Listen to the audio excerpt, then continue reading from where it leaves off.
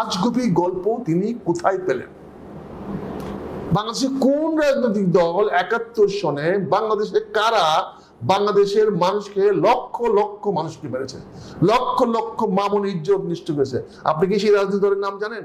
আপনি তারেক রহমানের সমালোচনা করলে, কট্টর সমালোচক হলো, আপনি চান তারেক রহমান বাংলাদেশের রাজনীতিতে বিএনপির নেতৃত্বে আসুন, বাংলাদেশের রাজনীতির নেতৃত্বে আসুন। হঠাৎ করে আপনার রাজনৈতিক একটা পরিবর্তন দেখলাম। আজকেই দেখলাম গণমাধ্যমে আপনি জামাত ইসলামীতে যোগ দিয়েছেন।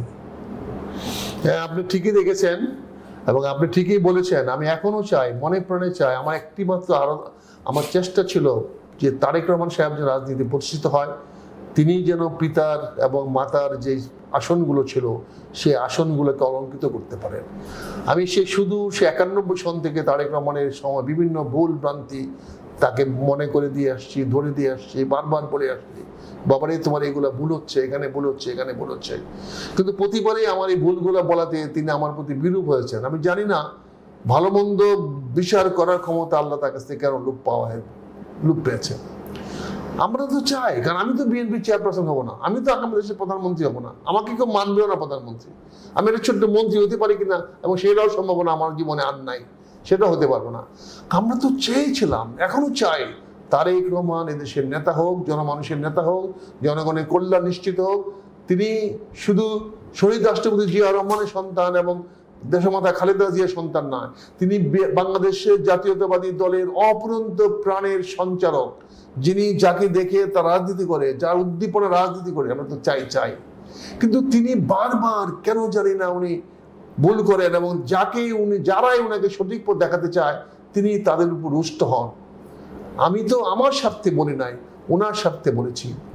আজকে আমি যখন দেখলাম গত ৩ দিন ধরে তিনি সিরিজ বক্তব্য দিয়ে যাচ্ছেন এবং বক্তব্যটা শুরু করলেন এই বলে যে কোনো একটি রাজনৈতিক দল নাকি লক্ষ লক্ষ মানুষকে মেরেছে ৭১ সনে। এই আজগুবি গল্প তিনি কোথায় পেলেন? বাংলাদেশে কোন রাজনৈতিক দল ৭১ সনে বাংলাদেশে কারা বাংলাদেশের মানুষকে লক্ষ লক্ষ মানুষকে মেরেছে, লক্ষ লক্ষ মামুন ইজ্জত নিষ্ঠ করেছে? আপনি কি সেই রাজনৈতিক দলের নাম জানেন, চেনেন? বলেন। আমরা যতটুকু জানি, আমরা যুদ্ধ করেছি পাকিস্তানের বিরুদ্ধে। পাকিস্তান আমাদের মা বোনের ইজ্জত নষ্ট করেছে, লক্ষ লক্ষ মানুষকে হত্যা করেছে। এটা পাকিস্তানের বিরুদ্ধে আমাদের অভিযোগ। সংখ্যাগত যতটা না সঠিক, তার চেয়ে হলো আমাদের আবেগ সঠিক। আমরা আবেগে বলেছি লক্ষ লক্ষ লোককে, কিন্তু সেটা তো পাকিস্তানের বিরুদ্ধে, পাকিস্তানি হানাদার বাহিনীর বিরুদ্ধে, পাকিস্তানের শাসন শোষণ থেকে মুক্তি পাওয়ার জন্য আমরা যে যুদ্ধ করেছিলাম সেই যুদ্ধে তারা আমাদেরকে হত্যা করেছে। আমাদের চরম শত্রু পাকিস্তান। বাংলাদেশের কোনো রাজনৈতিক দল তো আমাদের শত্রু নয়। অথচ এই রাজনৈতিক দল যাকে ইঙ্গিত করছেন সেই দলটির সঙ্গে ৯১ সনে আপনি আঘাত করে ক্ষমতায় গিয়েছেন। ২০০১ সনেও সেই দলটির সঙ্গে নির্বাচন করেছেন একসঙ্গে। তারপরে ২০০৮ সন থেকে নির্বাচন করেছেন, ২০১৮ সনে একসঙ্গে নির্বাচন করেছেন।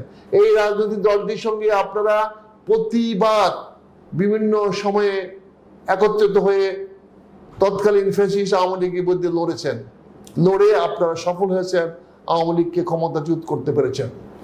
আজকে যেখানে বাংলাদেশের সকল রাজনীতিবিদ ফ্যাসিস্ট বিরোধী রাজনৈতিক দলগুলোকে ঐক্যবদ্ধ হওয়া উচিত, ঐক্যবদ্ধভাবে কাজ করা উচিত যাতে ফ্যাসিস্ট আবার সুযোগ না পায়, সেখানে আপনি কোন বয়ানে কাকে খুশি করার জন্য আপনি পাকিস্তানকে বাঁচিয়ে পাকিস্তানের নাম না বলে একটি রাজনৈতিক দলের বিরুদ্ধে আপনার বক্তব্য দিচ্ছেন?